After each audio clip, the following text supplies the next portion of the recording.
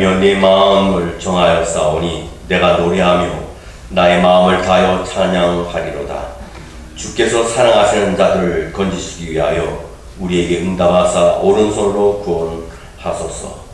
사랑과 은혜가 풍성하신 주님, 지난 한 주간 동안도 참 힘든 난국 속에 저희들의 영육간의 강건함으로 지켜주시고 오늘 귀한 복된 성일에 주 앞에 나와서 예배 드릴 수 있는 귀한 복을 주심을 감사합니다. 저희들의 예배를 통해서 하나님 영광 받아 주시옵소서. 이 모든 말씀 우리 주 예수 그리스도의 이름 받들어 감사 기도드리옵나이다. 아멘. 31장 찬송합니다.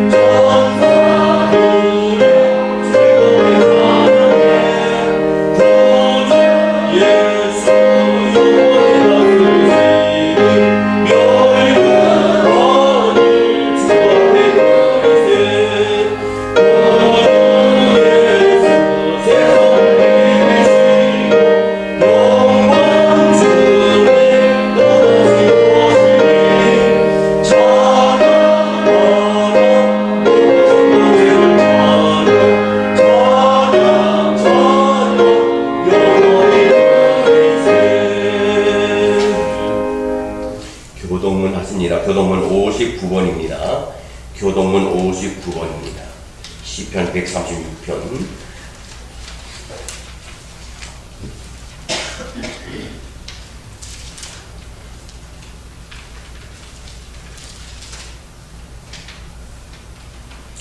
여호와께 감사하라. 그는 선하시며 그 인자하심이 영원함이로다. 신들에게 뛰어난 하나님께 감사하라. 그 인자하심이 영원함이로다. 주들 중에 뛰어난 주께 감사하라. 그 인자하심이 영원함이로다. 홀로 온 이해한 이들을 하시는 이에게 감사하라. 그 인자하심이 영원함이로다. 지혜로 하늘을 지으신 이에게 감사하라. 그 인자하심이 영원함이로다. 땅을 물 위에 펴신 이에게 감사하라. 그 인자하심이 영원함이로다. 큰 빛들을 지으신 이에게 감사하라. 그 인자하심이 영원함이로다. 해로 낮을 지선하게 하신 이에게 감사하라. 그 인자하심이 영원함이로다. 달과 별들로 밤을 주관하게 하신 이에게 감사하라. 그 인자하심이 영원함이로다. 애굽의 장자를 치신 이에게 감사하라. 그 인자하심이 영원함이로다. 이스라엘을 그들 중에서 인도하여 내신 이에게 감사하라. 그 인자하심이 영원함이로다. 강한 손으로 아끼신 하나님으로 인도하여 주신 이에게 감사하라. 그 인자하심이 영원함이로다.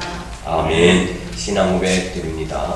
전능하사 천지를 만드신 하나님 아버지를 내가 믿사오며 그 외아들 우리 주 예수 그리스도를 믿사오니 이는 성령으로 잉태하사 동정녀 마리아에게 나시고 본디오 빌라도에게 고난을 받으사 십자가에 못 박혀 죽으시고 장사한 지 사흘 만에 죽은 자 가운데서 다시 살아나시며 하늘에 오르사 전능하신 하나님 우편에 앉아 계시다. 저리로서 사는 자와 죽은 자를 심판하러 오시리라. 성령을 믿사오며 거룩한 공회와 성도가 서로 교통하는 것과 죄를 사하여 주시는 것과 몸이 다시 사는 것과 영원히 사는 것을 믿사옵나이다. 아멘. 다 같이 착석하셔서 찬송가 382장 찬송 부르는 후에 최지영 기사님 기도합니다.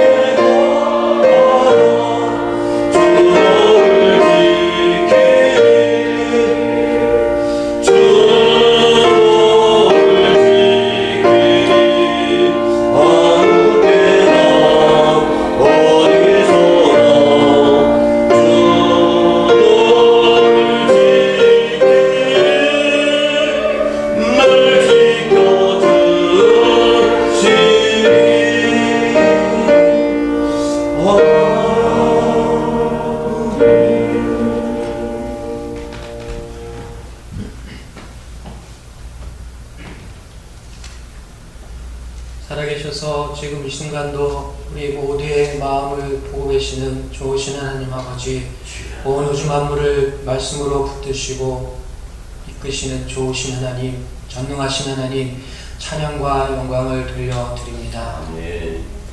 우리가 이 자리에 모여서 예배할 수 있도록 은혜 주시고 건강 주셔서 너무나 감사하며, 또 우리의 영혼을 깨닫게 하셔서 하나님을 깨닫게 하시고 하나님의 놀라운 사랑과 예수 그리스도의 놀라운 그 보혈의 구속의 은총을 깨닫게 하여 주셔서 하나님께 예배할 수 있는 은혜로 채워주시니 또한 너무나 감사합니다.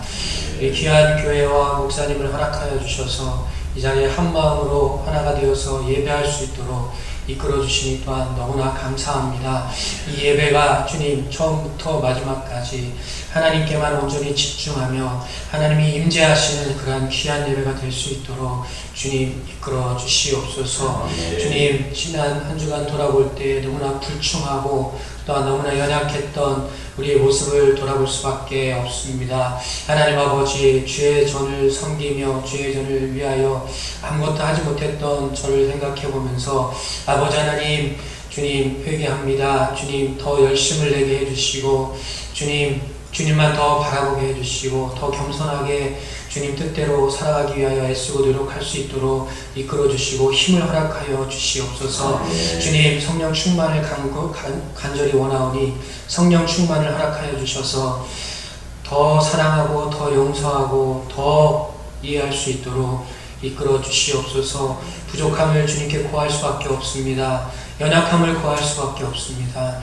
하나님 불쌍히만 여겨주셔서 하나님 말씀대로 살아갈 수 있도록 깨닫게 해주시고 더 노력할 수 있도록, 그래서 내가 거룩하니 너희도 거룩하나 말씀하신 그 주님의 말씀을 순종하여 따를 수 있는 그러한 우리 모두가 될 수 있도록 주님 은혜로 함께하여 주시옵소서.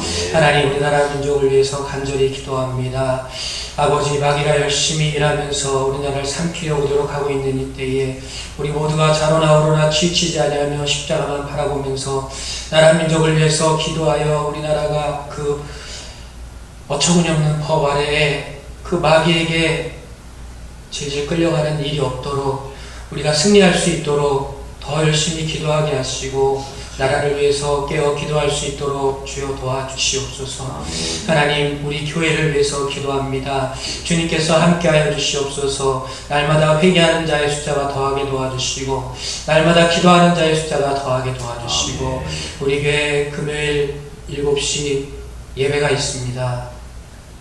우리 주님 나를 위해 피 흘려 죽으신 그 금요일 하나님을 예배하기 위하여 정해놓았습니다. 우리 살아계신 하나님을 모여서 예배하기 원합니다. 그 시간에 나는 어디에 있는지 생각하여 보기 원합니다. 나올 수 있는 믿음을 허락하여 주시고 건강을 허락하여 주시고 은혜를 베풀어 주시옵소서. 모여서 기도하기 원합니다. 모여서 교회를 위해서 기도하기 원합니다. 허락하여 주시옵소서. 단 한 명이라도 쫓사오니 모이게 하시고 모여서 회개하게 하시고 기도하게 하시고 간절히 사모하는 마음으로 주님을 바라보게 하여 주시옵소서. 이 부족한 저의 기도를 주님 용서하여 주시고 주님 앞에 더 가까이 나갈 수 있도록 날마다 힘을 허락하여 주시옵소서. 아버지 감사합니다. 이 예배를 주님께서 흠양하여 주시옵소서. 부족한 우리의 예배를 흠양하여 주시옵소서. 우리는 부족한 마음으로 나왔지만 죄 지은 마음으로 나왔지만 십자가 앞에서 자유함을 얻게 하시고 그리고 돌아갈 때에는 주님 구속함 받은 확신과 기쁨으로 돌아갈 수 있는 그런 귀한 예배가 될 수 있도록 주님 역사해 주시옵소서. 주님 감사하며 이 모든 말씀 예수님의 이름으로 기도드렸습니다. 아멘. 하늘에 계신 우리 아버지여, 이름이 거룩히 여김을 받으시오며 나라의 마옵시며 뜻이 하늘에서 이루어진 것 같이 땅에서도 이루어지이다. 오늘날 우리에게 일용할 양식을 주옵시오. 우리가 우리에게 죄 지은 자를 사하여 준 것 같이 우리의 죄를 사하여 주옵시오. 우리를 시험에 들게 하지 마옵시고 다만 악에서 구하옵소서. 대개의 나라와 권세와 영광이 아버지께 영원히 싸움나이다. 아멘.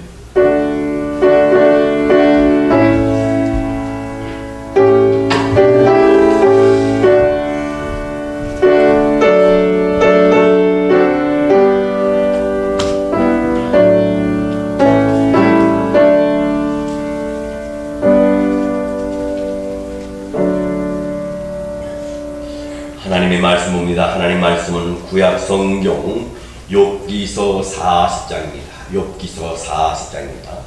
페이지로 802페이지입니다. 구약 성경 802페이지.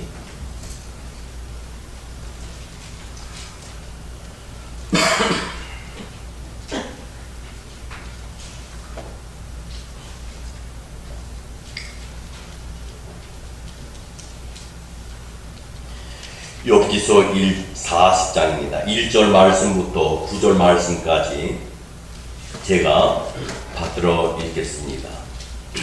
1절 말씀부터 9절 말씀, 욥기서 40장입니다. 여호와께서 또 욥에게 일러 말씀하시되 트집 잡는 자가 전능자와 다투겠느냐? 하나님을 탓하는 자는 대답할지니라. 욥이 여호와께 대답하여 이르되 보소서 나는 비천하오니 무엇이라 주께 대답하리까? 손으로 내 입을 가릴 뿐이로소이다. 내가 한번 말하였사온즉 다시는 더 대답하지 아니하겠나이다. 그때 여호와께서 폭풍우 가운데에서 욥에게 일러 말씀하시되 너는 대장부로처럼 허리를 묶고 내가 네게 묻겠으니 네게 대답할지니라. 내가 내 공의를 부인하려느냐? 내 의를 세우려고 나를 악하다 하겠느냐? 내가 하나님처럼 능력이 있느냐? 하나님처럼 천둥 소리를 내겠느냐?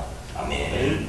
하나님 아버지, 오늘도 말씀을 들고 이 종이 섰사오니 말씀에 기름 부어 주시옵시고 이 종에게 성령의 기름을 충만히 부어 주시자. 말씀을 전할 때 하나님의 음성으로 우리가 듣는 저희들 되게 하여 주시옵시고 하나님의 말씀 모든 것이 예가 되며 아니오는 없다 하였습니다. 이 말씀에 순종함으로 어떤 상황, 어떤 여건 속에서도 믿음의 주여 온전케 하시는 주님을 바라보고 승리하는 저희들 되게 하여 주시옵소서. 예배의 시간을 주님께 의탁하옵고 예수의 거룩하신 이름 받도록 감사 기도드리옵나이다. 아멘. 봉독의 그 말씀 욥기서 40장 1절로 9절 말씀을 가지고 우리가 하나님 앞에서 함께 은혜 받을 말씀의 제목은 예측할 수 없는 고난이라는 제목으로 함께 은혜를 나누겠습니다. 개구리 3마리가 우유통에 빠졌습니다. 첫 번째 개구리는 이것이 운명이라고 생각하고 모든 것을 포기하고 체념한 채 가만히 눈을 감고 죽었습니다. 두 번째 개구리는 그 깊은 우유통에 빠져 나올 자신이 없어서 한숨만 푹푹 쓰다가 그 통 안에서 죽었습니다. 세 번째 개구리는 우유통에 빠진 현실을 직시하고 차분히 생각했습니다. 그래서 잠시 후 머릿속에 반짝하고 생각이 떠올랐습니다. 이 개구리는 코를 통 밖으로 내밀고 뒷다리 사이로 내밀고 뒷발로 천천히 헤엄을 쳤습니다. 한참 후에 뒷다리 사이로 뭔가 단단한 것이 다 설 수 있게 되었습니다. 무엇일까요, 여러분? 여러분, 이 개구리 해가 헤엄치는 동안 우유가 굳어버려서 버터가 된 겁니다. 결국 세 번째 개구리는 우유통 밖으로 빠져나올 수 있었다는 얘기가 있습니다. 시련이 닥칠 때 우리는 크게 두 갈래의 길 중에 하나를 선택해야 됩니다. 하나는 시련에 굴복하는 길이고 또 하나는 시련에 도전하는 길입니다. 시련에 도전하는 사람은 그것을 이겨서 나올 지혜가 그에게 있게 되죠. 그러나 시련에 굴복하는 사람은 운명론적의 사고에 빠지게 될 수밖에 없습니다. 나는 어쩔 수 없는 인간이야. 그래, 나는 이 시련을 이겨낼 수가 없어. 나는 죽을 수밖에 없는 인생이야 라는 생각을 하게 됩니다. 여러분, 사도 바울은 평생 가시를 순교할 때까지 가시를 갖고 몸에 지니고 살았습니다. 학자들의 견해에 의하면 그 가시가 간질병이라는 사람도 있고 안질이라고 하는 것도 있고 두통이라고도 말을 합니다. 어떤 것이라 해도 보통 사람들의 생각에 비춰볼 때 은혜를 받은 사람의 은혜롭지 못한 모습을 보여주는 거나 마찬가지입니다. 예수 그리스도의 사도가 육체적 질병에 시달린다는 것은 그에게 있어서 매우 치명적인 일이라 이렇게 말씀을 드릴 수 있습니다. 바울은 이 가시를 제거하기 위해서 하나님 앞에 간절히 3번이나 기도를 했습니다. 그러나 하나님은 무엇이라 응답하십니까? 내 은혜가 너에게 족하다. 너의 은혜가 너에게 족하다는 말했습니다. 성경 욥기서 38장 1절 말씀에 보면 하나님이 등장하는 장면이 나옵니다. 거기에 보면 그때 여호와께서 폭풍 가운데에서 욥에게 말씀하여 이르시되 폭풍은 검은 먹구름뿐만 아니라 번개와 뇌성이 수반된 자연현상이다 이렇게 말씀을 드릴 수 있습니다. 여러분 특별히 시내산에서 그 좋은 예를 볼 수 있습니다. 이때 시내산에서 어떤 현상이 벌어집니까? 구름이 시내산을 덮습니다. 이 구름은 하나님의 임재를 사람들에게 알려줌과 동시에 사람이 볼 수 없고 또 보아서도 안 될 하나님의 영광스러운 모습을 가리워주는 역할을 이 구름이 했습니다. 여러분 사람은 하나님을 직접 눈으로 목격할 수가 없습니다. 하나님이 만드신 태양도 직접 보지 못하는 주제에 어떻게 하나님의 영광을 우리가 직접 볼 수 있겠어요? 그렇기 때문에 사람의 연약함을 염려하신 하나님께서 구름으로 자기의 영광을 가리우시고 그 가운데 하나님이 임재하셨습니다. 여러분 욥에게 나타나는 하나님은 그를 향해서 이렇게 말합니다. 욥기서 38장 2절로 3절 말씀을 보게 되면 이와 같은 말씀이 있어요. 무지한 말로 생각을 어둡게 하는 자가 누구냐? 너는 대장부처럼 허리를 묶고 내가 내게 묻는 것을 대답할지니라. 욥은 재산을 잃고 자녀를 잃고 건강마저 잃어버리고 밤낮 없이 고통 중에 슬프해져서 통곡하고 있는 그런 상황이었습니다. 그때 그는 그의 친구들과 많은 얘기를 했습니다. 그 내용을 하나님이 다 들으셨어요. 근데 그가 합당한 말만 했습니까? 아닙니다. 하나님께서는 욥이 하나님께 대하여 또 자기가 당하는 고통에 대해서 함부로 말하는 것을 하나님이 다 들으셨어요. 여러분 우리 하나님은 우리의 한숨 소리까지 들으시는 하나님이십니다. 그러면서 무지한 말로 생각을 어둡게 하는 자가 누구냐? 하나님이 그런 상황에서 욥에게 물어봤습니다. 이제 하나님 욥이 얼마나 무지한 사람인가를 보여주려고 작정을 하셨어요. 여러분 하나님은 욥의 잘못을 그것도 하나 또 지적합니다. 욥기서 40장 2절 말씀해 보니까요. 트집을 잡는 자가 전능자와 다투겠느냐? 하나님을 탓하는 자는 대답할지니라 하십니다. 어떻게 인간이 거룩하신 하나님과 감히 논쟁을 벌일 수 있고 다툴 수 있습니까? 여러분 하나님께서는 욥을 불러 세워놓고 하나님과 변론하는 자가 대답할지어다 이렇게 말씀을 하고 있어요. 이 말은 뭡니까? 내가 설령 하나님 말씀하십니다.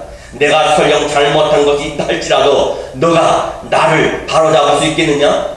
너가 뭔데 하나님을 바로잡겠다고 떠드냐는 이 말씀입니다. 그리고 욥기서 40장 8절 말씀에 이와 같은 말씀하세요.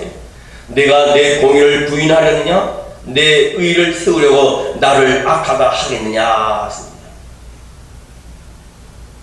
하나님은 너가 내 심판을 피하려고 하느냐?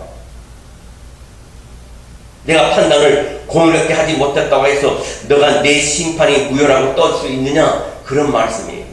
또 하나님은 스스로 의롭다려 하여 나를 불의하다고 하느냐고 말씀하고 있습니다. 욥은요 자기를 결백한데 자기는 결백한데 하나님이 도리어 자기를 못살게 군다는 식으로 말을 했어요. 하나님께서는 그가 하는 말을 다 들으셨습니다. 투덜투덜거리는 말을 다 들었습니다. 그래서 너가 아무리 결백하다 할지라도 어떻게 그럴 수 있느냐? 너가 결백을 나타내기 위해서 나를 불의한 자로 몰아붙일 것이냐? 이렇게 물으셨습니다. 하나님의 욥이라는 인간이 자기와 다른 존재임을 분명히 이 욥에게 못을 받고 있는 겁니다. 아무리 이해할 수 없는 고통을 당한다 할지라도 그것을 가지고 하나님에게 따지는 짓을 상상할 수 없는 일임을 단호하게 하나님께서 이 욥에게 알려주시는 말씀이에요. 여러분 욥기서 1장부터요 37장까지는 하나님을 엘사다이라고 했습니다. 이 엘사다이라는 말은 뭡니까? 이 우리말에는 다 하나님으로 되어 있지만 이 엘사다이라는 말은 전능하신 하나님이라는 뜻입니다. 이건 뭡니까? 능치 못함이 없으신 하나님, 못할 것이 전혀 없으신 하나님, 바로 이 엘사다의 하나님입니다. 근데 오늘 폭풍 가운데 찾아오신 하나님은 그 이름이 달라요. 엘사다이가 아닙니다. 하나님이라고 하지 않고 여호와라는 이름이 나옵니다. 이 여호와라는 이름은 뭡니까? 히브리어 말로 야훼입니다. 여호와라는 뜻입니다. 여호와라는 이름은 언약자로서의 하나님을 이야기해요. 하나님이시지만은요, 사람의 모습으로 찾아오셔서 인간과 1대1로 말씀하시는 그 하나님의 이름을 야훼 여호와라는 겁니다. 사랑이 많고 자비로우신 하나님을 뜻해요. 인간의 연약함을 이해하시고 인간과 함께 대화를 나누시는 하나님으로 표현하는 이름을 야훼라 합니다. 신약으로 말하면 육신을 입고 세상에 오신 예수 그리스도의 이름과 같다고 말씀을 드릴 수 있어요. 오늘 우리를 찾아와 만나주신 하나님은 누굽니까? 엘사다의 하나님이시기도 하지만 동시에 야훼 하나님이세요. 그 좋은 하나님을 우리가 만났으니 얼마나 감격스럽고 감사한 일입니까? 이번 한편 하나님이 욥에게 던진 질문을 보면 쉽게 납득이 가지 않습니다. 오늘 보면 욥기서 40장 1절로 9절 말씀을만 봤지만 욥기서 1장부터 시작해서 여러분 42장까지 쭉 읽어보면요, 많은 그 하나님과의 대화 속에서, 사건 속에서 하나님은 어떤 하나님이시고 욥은 또 어떤 인간이었던가를 우리에게 밝히 알려주고 있습니다. 그런데 여러분, 하나님 욥에게 던진 질문을 보면 쉽게 납득이 가지 않습니다. 성경을 읽다 보면요, 하나님이 이 욥에게 수십 개, 한 70여 이상의 질문을 하세요. 어떤 면에서는 실망이 될 수밖에 없는 질문을 하십니다. 왜냐하면 욥의 문제와는 하등의 관계가 없는 질문을 하나님께서 욥에게 하시는 겁니다. 욥이 그동안 당한 고통에 대해서는 한 말씀도 안 하세요. 그동안 욥은 잿더미 위에 앉아서 하늘을 향해서 자주 불평에 섞인 질문을 계속 했습니다. 하나님, 제가 지은 죄가 없는데 왜 이런 고통을 제가 당해야 됩니까? 하나님, 제가 당하는 고통의 원인이 도대체 무엇입니까? 좀 가르쳐주세요. 저는 하나님 만나서 그 이유를 좀 따져보고 싶습니다. 왜 죄악을 밥 먹듯이 저지르는 저 사람들은 저렇게 형통합니까? 왜 그런 사람들은 그냥 내버려둡니까? 하나님, 왜 빨리 오시지 않고 이제 오셨습니까? 왜 제가 고통 당할 때에는 가만히 침묵하고 계셨습니까? 그러나 막상 그를 찾으신 하나님은 그런 질문들에 대해서 이런 방구 대답을 하지 않으셨어요. 심지어 너 그동안 너무 고생했지, 너 힘들었지, 위로의 말씀 한마디도 안 했습니다. 반면에 욥의 문제와 상관없는 것처럼 보이는 주제들을 가지고 이야기를 우리 하나님이 욥과 이어가고 있는 것을 우리가 보게 됩니다. 하늘과 땅에 대한 얘기를 합니다. 달과 별에 대한 얘기를 합니다. 또 하마와 악어와 또 호랑이와 노새, 산양 이야기를 합니다. 가족을 잃고 재산을 잃고 건강까지 잃은 이 욥에게 하늘이 무슨 상관이 있으며 땅이 무슨 상관이 있으며 달과 별이 무슨 상관이 있으며 산양과 악어와 호랑이가 무슨 상관이 있습니까? 그게 무슨 의미가 있어요? 그것이요. 지금 하나님 욥을 하여금 자신이 무한하신 지혜의 마음을 열도록 유도하고 있어요. 뿐만 아니라 자신의 능력에 눈을 뜨고 그 능력이 얼마나 큰가를 보게 하십니다. 욥기서 41장 1절 말씀에 보면 하나님은 악어에 대해서 이야기를 합니다. 내가 낚시로 리오야단은 악어입니다. 리오야단을 끌어낼 수 있겠느냐? 노끈으로 그 혀를 맬 수 있겠느냐? 이 말은 뭡니까? 그만큼 인간은 무능한 존재라고 하는 것을 하나님이 가르쳐 주시는 거예요. 하나님 만드신 악어도 손 안에 너 마음대로 못하는 주제에 어떻게 하나님 앞에서 이렇다 저렇다 떠올 수 있느냐는 의미를 여기에 담겨 있습니다. 우주 만물의 심의도 다 알지 못하는 한 줌의 흙덩이밖에 안 되는 자들이 창조되신 하나님을 향해 따지고 불평하는 것은 주제없는 태도가 아니라는 나무람이 바로 여기에 내포되어 있어요. 여러분, 하나님께서 만물에 관한 이야기를 끄집어내시는 이유는요, 욥이 당한 문제를 풀어주기 전에 하나님이 욥에게 원하는 것이 무엇인가를 보여주시기 위해서예요. 우리가 알다시피 하나님은 얼마 시간이 지난 후에 이 욥의 모든 고난을 해결해 주십니다. 고통과 슬픔을 해결해 주십니다. 하나님에게 문제 해결하는 것은 항상 간단한 일이에요. 우리가 문제를 해결하는 게 힘들지만 하나님의 손에 문제가 잡혔을 때는 그 문제는 너무나 쉽게 해결이 됩니다. 그러나 그것보다 더 중요한 것이 있는데, 중요한 일이 기다리고 있기 때문에 문제를 우리에게 좀 더 연장시키는 거예요. 지금 욥에게 필요한 것은 하나님이 원하시는 바가 무엇인가를 아는 일입니다. 여러분, 우리가 고난이 올 때, 시험이 올 때, 시련과 아픔과 고통이 올 때 그 문제를 바라보지 말고 왜 이 고통이, 이 시험이 왔는지 우리 자신을 돌아봐야 되는 거예요. 바로 하나님께서 욥에게 원하시는 것은 왜 이 문제가 있는지, 너희 왜 시련과 고통이 있는지 그것을 알기를 원했어요. 하나님을 원망하지 아니하고 자기 자신을 먼저 돌아보기를 원하셨습니다. 이것이 지금 우리에게 원하시는 거예요. 욥에게만 원하시는 것이 아니에요. 우리는 쉽게 시험에 들었다는 말을 많이 합니다. 여러분, 하나님이 우리에게 주시는 것은 테스트, 우리를 훈련시키시기 위해, 더 강하게 하시기 위해. 그러니까 마귀가 우리에게 주는 건 뭡니까? 우리를 넘어뜨리고 쓰러뜨리게 하는 겁니다. 이번 욥 경우도 그렇고 우리에게도 크게 다르지 않아요. 지금 욥에게 필요한 것은 하나님이 원하시는 바가 무엇인가를 아는 겁니다. 욥은 아직도 잘 그것을 모르고 있습니다. 자기의 고통의 원인이 한시바삐 알고 싶었지만 하나님의 소원에 대하여서 관심을 돌리지 못하고 있어요. 아니, 그런 상황에서 사실 이 욥은 그럴 만한 여유가 없었다고 우리가 정확히 얘기할 수 있겠죠. 그러나 하나님은 아직 욥이 잿더미 위에 앉아있는 동안에 하나님의 소원을 알려주고 싶어 하셨어요. 고난 가운데, 좌절한 가운데, 시험에 들어있는 가운데 하나님께서는 그를 여전히 관심의 대상이 되셔서 그에게 뭔가를 하나님의 소원을 알려주시기 위해서. 그래서 하나님이 이렇게 욥에게 말을 합니다. 욥아, 기분 전환도 할 겸 나하고 여행을 좀 떠나볼까? 내가 만든 찬란한 하늘의 궁전에 한번 가보자. 그리고 아름다운 저 정원을 나와 함께 거닐자. 저 바다와 산으로 같이 다녀보자. 그것들을 구경하다 보면, 또 그것들을 구경해서 나와 함께 얘기를 하다 보면 너의 기분도 좀 풀릴 거야.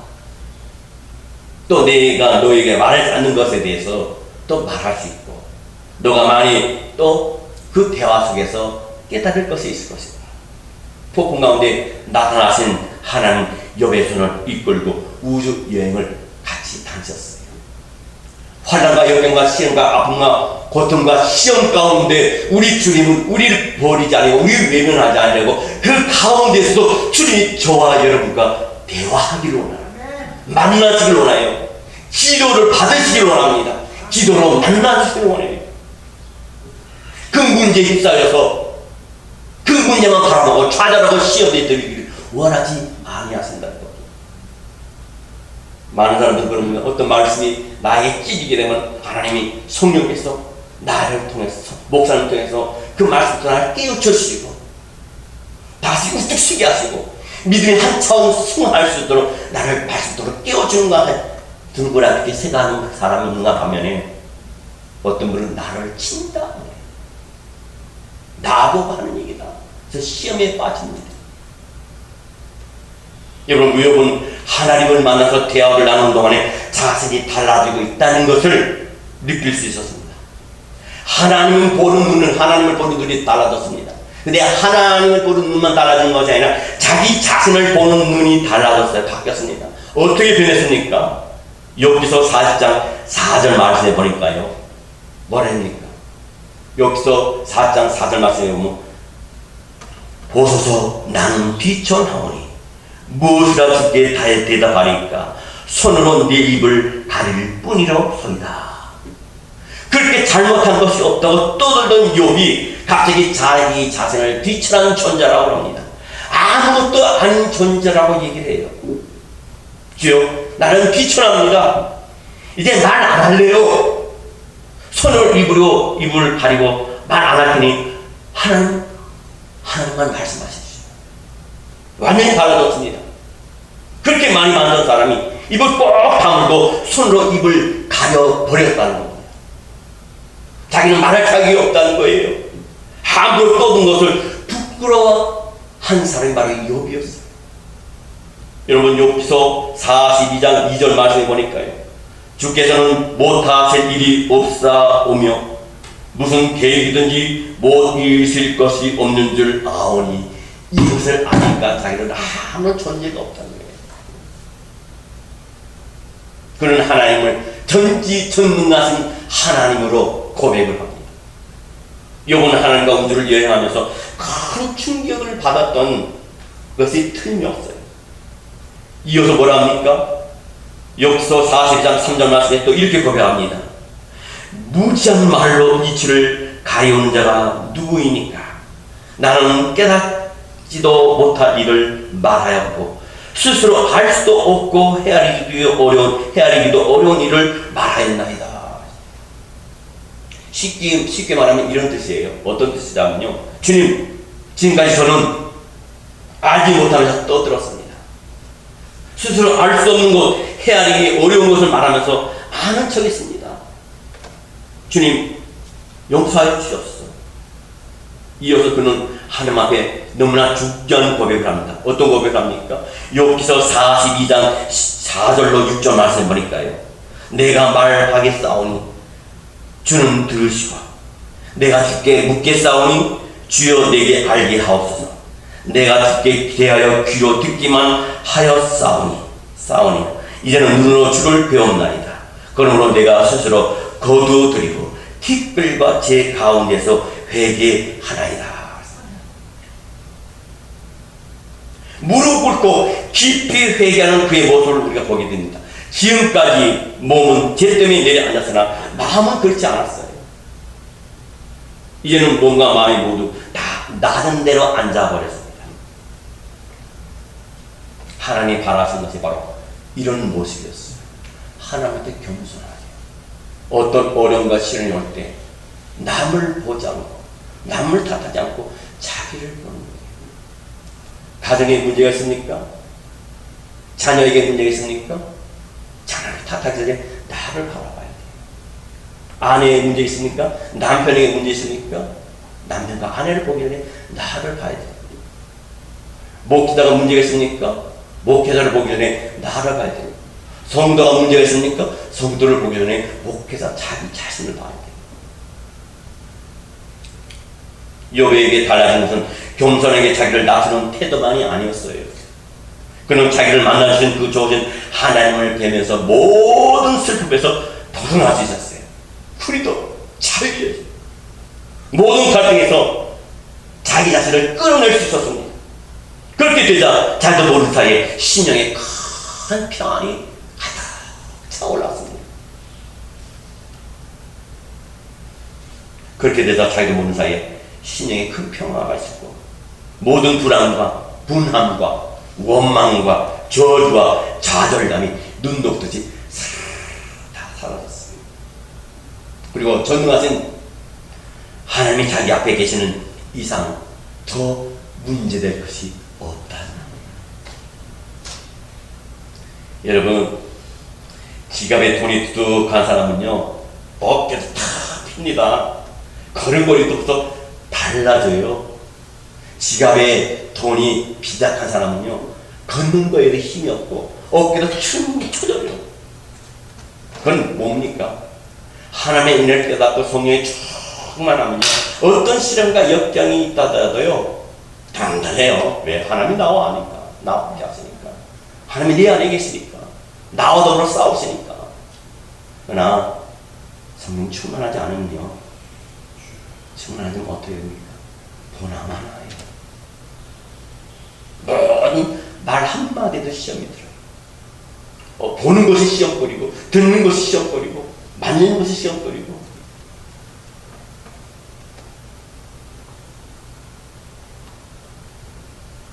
하나님만 내 앞에 계시면 몸이 벽이 그대로 남아있어도 좋고, 가난이 남아있어도 좋고, 잃어본 것을 찾지 못해도 좋다고 이 욥은 혼자 중얼거리고 있어요.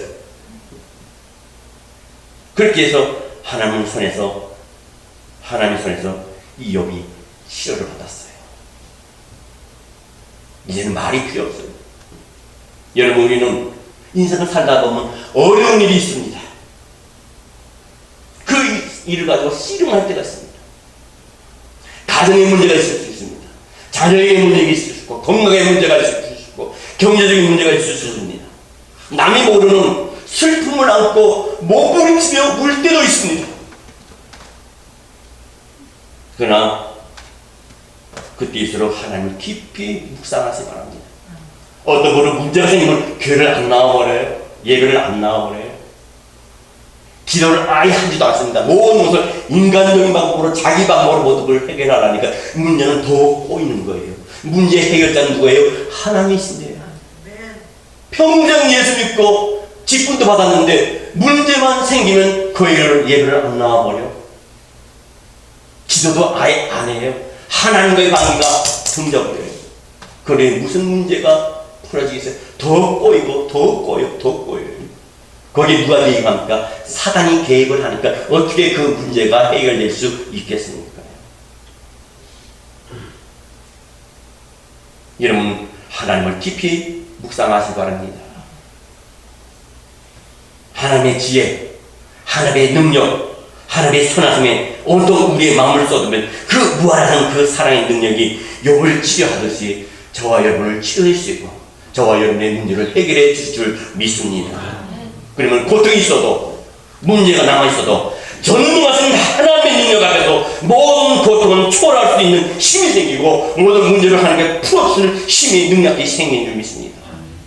여러분, 하나님을 생각하면 어떤 슬픔이 있어도 슬픔을 딛고 일어날 수 있는 초자연적인 평안을 하나님 우리에게 주십니다. 평안하다 하늘에서 내려오래. 우리는 하나님의 마음을 바로 읽을 줄 알아야 돼요.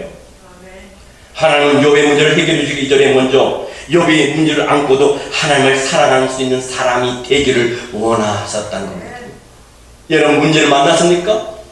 그 문제를 만난 가운데 그 문제 속에서도 하나님을 사랑하고 하나님을 경외하는 마음과 믿음이 변하지 않았나를 우리 하나님께서 테스트하신다는 거예요. 하나님, 우리가 문제만 바라보기를 원하지 아니하세요. 시험만, 고통만, 시험과 아픔과 슬픔만 바라보기를 원하지 아니하신다고. 하나님 때문에 우리가 평안을 누리고 하나님 때문에 우리가 위로받는 순수한 믿음의 사람이 되기를 원하는 것이 하나님이 우리에게 원하시는 겁니다. 성경 잠언서 23장 26절 말씀에 내 아들아, 내 마음을 내게 주며 내 눈으로 내 길을 들고 할지어다.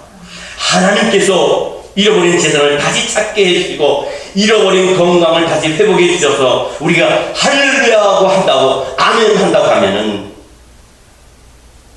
누구나 다 할 수 있죠. 누구나 다 하죠. 누구나 다 하죠. 하나님은 어떤 사람에게나 그의 잃어버린 것을 다 돌려줄 수 있어요. 경제적인 것도 돌려줄 수 있습니다. 건강도 돌려줄 수 있습니다. 그의 모든 가정의 평안도 행복도 돌려줄 수 있습니다. 그러나 하나님은 돌려주기 이전에 먼저 우리의 마음을 보신다는 겁니다. 너에게 건강 다시 돌려주지 않는다 하더라도 너는 나를 사랑할 수 있느냐?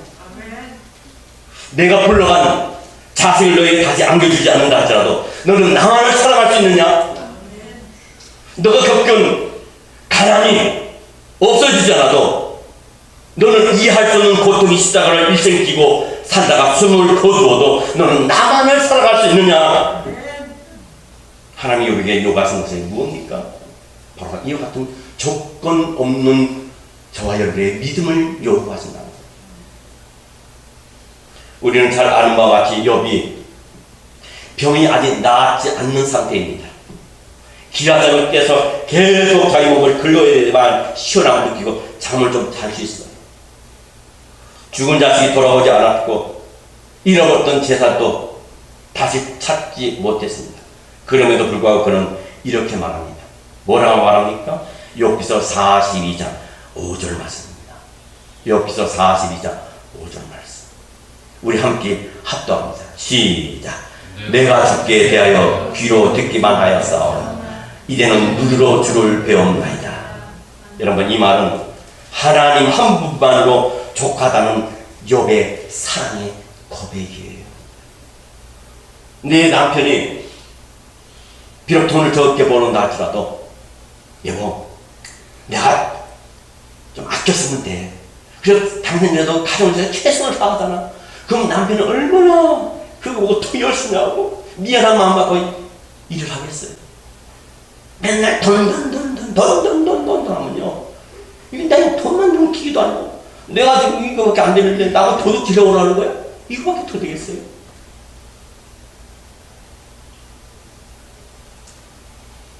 하나님 욥처럼 주께 무조건적인 믿음, 무조건적인 사랑을 드리는 사람을 원하세요. 욥은 비록 문제가 해결되지 않았지만 하나님을 만날 것을 최대의 행복으로 여기고 만족하는 사람이었어요. 여러분, 저 여러분 성령님 우리 안에 계시잖아요. 저와 여러분은 하나님의 자녀잖아요. 저와 여러분은 하늘나라의 생명력 책에 저희들의 이름이 명명되지 않았습니까? 그보다 더 복받은 게 어디 있어요? 먹는 것으로, 있는 것으로, 취하는 것으로? 아닙니다. 욥에 비해 우리는 더 기박힌 방법으로 우리를 찾으신 하나님을 알게 되었습니다. 그 하나님이 누굽니까? 바로 육신이 되어 우리 가운데 거하시는 예수님이세요. 하나님과는 달리 친히 인간의 몸을 입고 오셔서 우리의 눈물 흘리는 자리에 함께 앉아 고통을 나누어주신 분이다. 우리의 육적인 눈을 볼 수 없지만 영적인 눈을 떴을 때 주님 내 옆에 계시다는 걸 알게 됩니다. 우리가 견디지 못하는 슬픔을 안고 몸부림칠 때 말없이 다가와서 그 슬픔을 함께 나누는 분이 바로 우리 주님이세요. 우리가 잠을 이루지 못하고 괴로워할 때 조용히 다가와 위로해 주는 분이 우리 주님이십니다. 이 주님은 우리를 만났어요. 우리는 성경책을 펼 때마다, 우리는 기도할 때마다, 우리는 찬양할 때마다 우리는 그분과 마주치게 됩니다. 비록 우리에게 슬픔이 남아있어도 그 슬픔을 가지고 그 문제를 가지고 싸우지 마시기 바랍니다. 주님을 보세요. 주님만 바라보십시오. 여러분, 우리에게 고통이 있습니까? 아직도 아픔이 있습니까? 아직도 문제가 있습니까? 그 고통과 아픔과 문제에만 맞대결하지 말고 전능하신 하나님을 바라보세요. 왜 바라보지 않고 마음으로 죄를 짓습니까? 육신을 입고 세상에 오신 예수님을 마음에 모시고 그 말씀을 묵상해 보세요. 저는 오래전에 신학교 시절에 어떤 불교 신자가 그런 말 했어요. 철저한 불교 신자가, 당시 때들은 이 하나님 말씀 주신 것을 확실히 믿는데 왜 확실히 믿으면서 근심하고 걱정하고 염려하고 세상 사람보다 더 하느냐 이런 거예요. 이게 정말 확실한 하나님의 말씀이면은 중간에 데서 살리시고 어떤 상황에서도 회복시키시고 돌릴 수 있는 하나님이신데 왜 그 하나님 믿지 않느냐? 그러니 나도 이걸 믿고 싶어도, 하나님 믿고 싶어도 그 믿음의 사람들이 이 말씀 주신 거를 안 믿는 것 같이 생각하니까 자기는 사실 개종을 하고 싶어도 많은 사람들이 기독교인들이 자기를 전도했지만 자기는 못 가겠다는 거예요.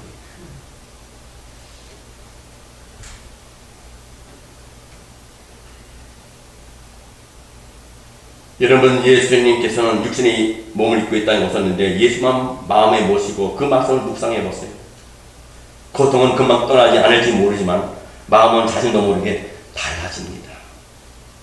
슬픔을 이길 수 있는 힘을 얻게 될 것입니다.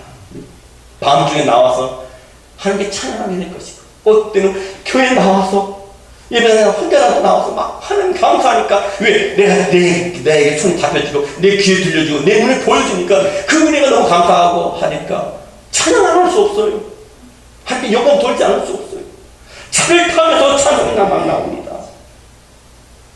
우리도 이처럼 예수님만이 한 분이 나의 사랑이요, 나의 만족이요, 인생의 해답이라고 고백하는 저와 여러분이 되시기를 주의 이름으로 축원합니다. 사진 한 장 올려주세요. 사진만 올려주세요. 동영상 말고. 잘 보이세요? 네. 이 사람이 누군지 아세요? 송명희입니다. 불 안 꺼져도 됩니다. 송명희 시인입니다. 태어나서 얼마 안 돼가지고 뇌성마비에 왔습니다. 그런데 지금 40이 넘었습니다. 지금 이 자리에 말씀을 마치면서 송명이 이 시인의 이야기를 하는 것이 도움이 될 것 같아요. 우리가 다 잘 알다시피 이 송명이 시인은 지금도 몸이 불편해서 몹시 고생을 하고 있습니다. 현실적으로 볼 때는 너무나 불행한 사람처럼 보입니다. 그러나 그는 그 힘든 고통 속에서도 주님을 만나 행복하게 지금 살고 있어요. 전국 바깥곳곳에 다니면서 하나님을 찬양하며 하나님께 예배를 하며 간증하고 다닙니다. 주님은 그의 몸을 고쳐주지 않았어요. 그가 겪은 가난 또한 해결되지 않았습니다. 겉으로 보기에는 달라진 것이 하나도 없습니다. 그러나 확실히 달라진 것이 있습니다. 예수님을 보는 눈이 달라졌고 자기를 보는 눈이 달라졌어요. 더 이상 하나님을 원망하지 않고 하나님이 공평하지 않는 분이 아니고 더 이상 자기의 신체를 저주하지 않았어요. 그래서 그는 어떤 건강한 사람도 맛보지 못한 기막힌 은혜를 매일 그가 누리고 있으면서 그가 하나님께로부터 받은 그 씨를 갖다가 거의 10여 권 이상씩 두꺼운 책으로 하나님께 받은 은혜를 적은 것이 노래로도 나왔고 책으로도 나왔습니다. 그가 쓴 시 가운데 제가 참 감명 깊게 읽은 것이 있습니다. 제목은 어둠 가운데 살아도입니다. 보여주시기 바랍니다. 어둠 가운데 살아도. 시예요. 준비됐어요? 예, 제가 읽겠습니다. 어둠 가운데 살아도 내가 어둡지 아니하네. 어둠 가운데 살아도 내가 어둡지 아니한 것은 내 마음에 빛이 있습니다. 내 마음에 빛된 예수 그리스도 그가 내 안에 계십니다. 괴로운 가운데 있으나 내가 괴롭지 아니하네. 괴로운 가운데 있으나 내가 괴롭지 아니하는 것은 내 마음에 기쁨 있습니다. 내 마음의 기쁨 예수 그리스도 그가 내 안에 계십니다. 사망의 그늘이 있으나 내가 숨기지 아니하네. 사망의 그늘이 있으나 내가 숨기지 아니하는 것은 내 마음의 생명 있습니다. 내 마음의 생명 예수 그리스도가 그가 내 안에 계십니다. 동영상 보여주시기 바랍니다.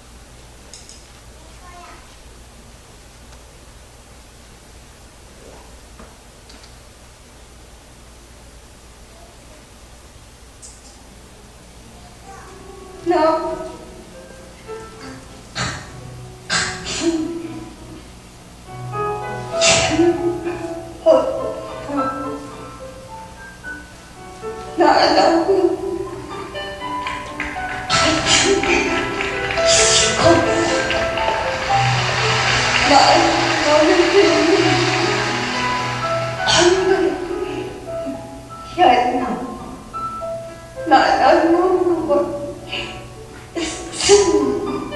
내성마비라는 장애를 넘어서 아름다운 시로 우리들 마음의 감동을 불러일으키는 분입니다.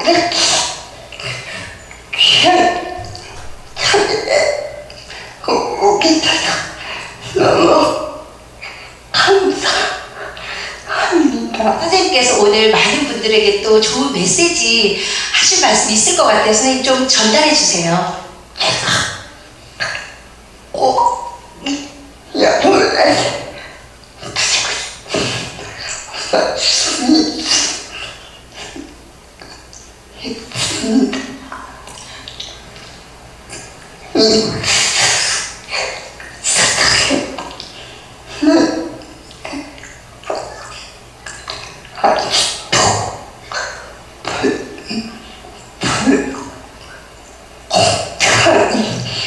맞아요. 그래서 우리나라에는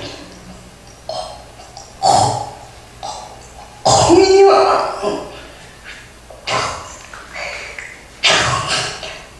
있는 나라같이 바랍니다. 그래서 모두가 잘 사는 나라, 사는 된다는 나라가 되기를 바랍니다.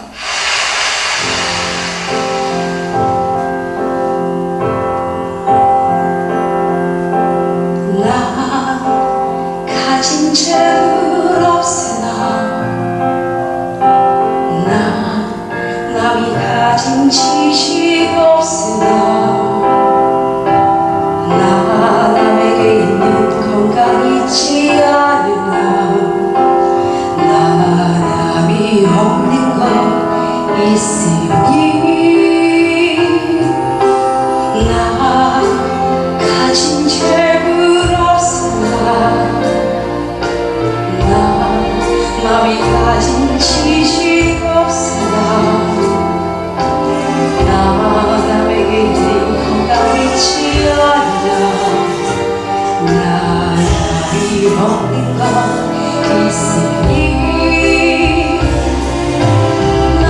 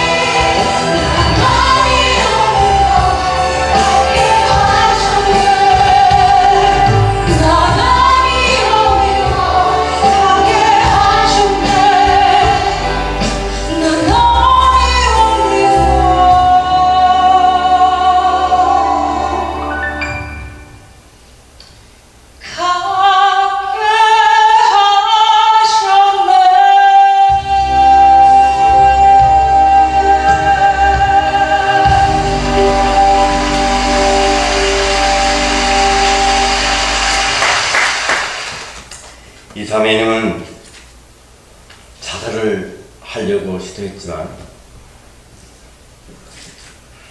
자살을 할 수 없었습니다. 근데 하나님을 인격적으로 만난 후에 하나님이 내가 불러주는 것을 하나도 가감없이 써라. 근데 이것을 쓰게 하시더래요. 남이 갖지 않은 거 나 가졌고 남이 받지 않는 거 나 받았다. 그래서 공평하신 하나님인데 제목이요.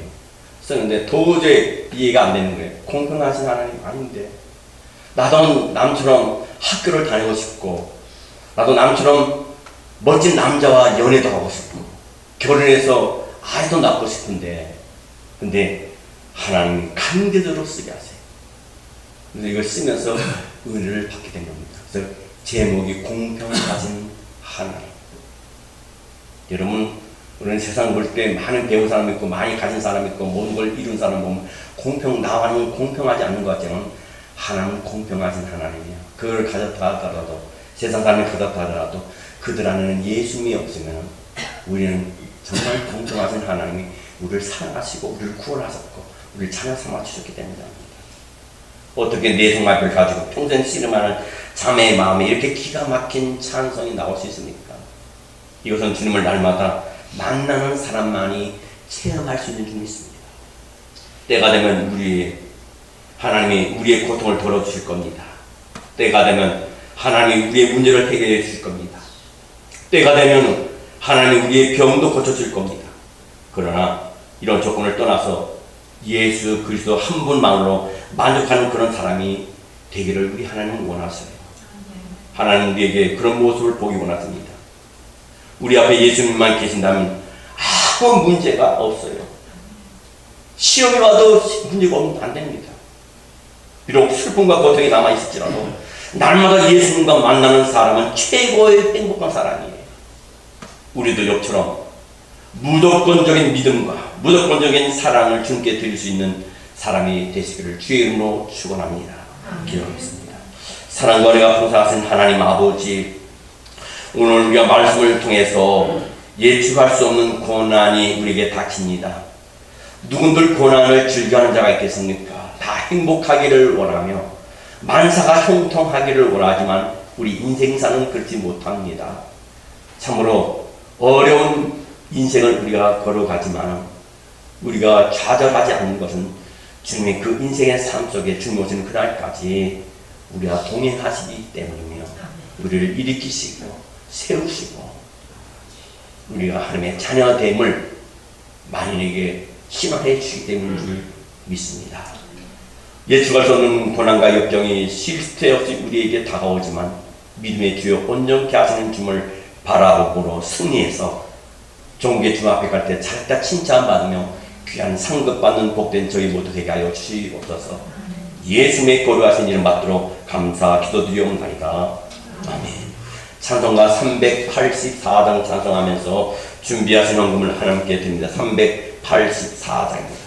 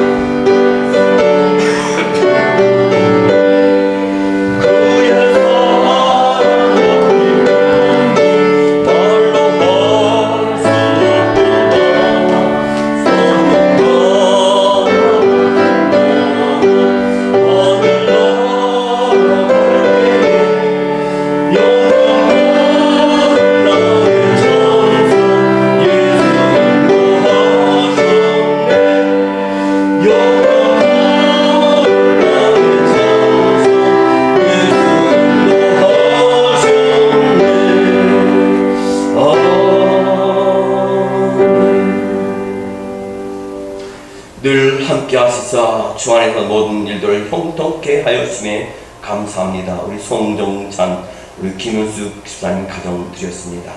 하나님, 참으로 이 텍사스에 와서 사업을 개업하고 나서 엄청난 고난과 물질적으로도 그렇고 신앙적으로 어렵고 힘들 때마다 주의 전에 나와 눈물로 무릎 꿇고 기도한 가운데 지금은 하나님의 가운데 귀한 은혜를 주셔서 사업에 하나님께서 표기 하심을 진심으로 감사드립니다. 하나님, 그동안 믿음으로 굳건히 서온 그 믿음으로 더욱더 하나님을 영원하게 드리시는 귀한 가정 되게 하여 주시옵소서. 저희들 하나님 앞에 나올 때 그저 나오지 아니하고 귀한 헌금을 주님께 드립니다.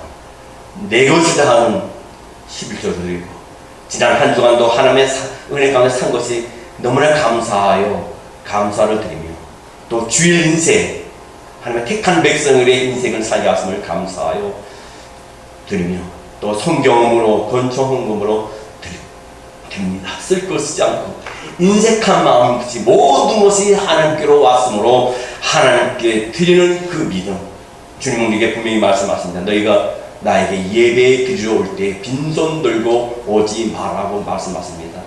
그것은 하나님 우리에게 생명 주시고 모든 환경 주시고 물질 주시고 모든 걸 살 수 있는 여건을 주셨기 때문에 그 은혜에 감사하여서 당연히 해야 하는 거기 때문에 우리가 자원하는 마음으로 했습니다. 주님, 모든 손길 위에 하나님께서 물권, 인권, 영권의 복으로 앞으로도 계속 채워주시옵소서. 이 모든 말씀 우리 주 예수 그리스도 이름 받들어 감사 기도드리옵나이다. 아멘. 교회 수승란을 봐주시기를 바랍니다. 다른 광고는 없는 걸 주보와 또 제가 보내드리는 온라인 그 광고를 보시면 되겠습니다. 특히 오늘 예배 마치고 돌아가실 때 우리 최정림 사모님이 여러분에게 옥수수를 삶아가지고 이렇게 오셨어요. 가서 피아노를 열심히 부시기를 바랍니다. 다른 광고 없으면 우리 다 같이 일어나서 마지막 찬양 부른 후에 축도로 모든 예배를 마치도록 하겠습니다.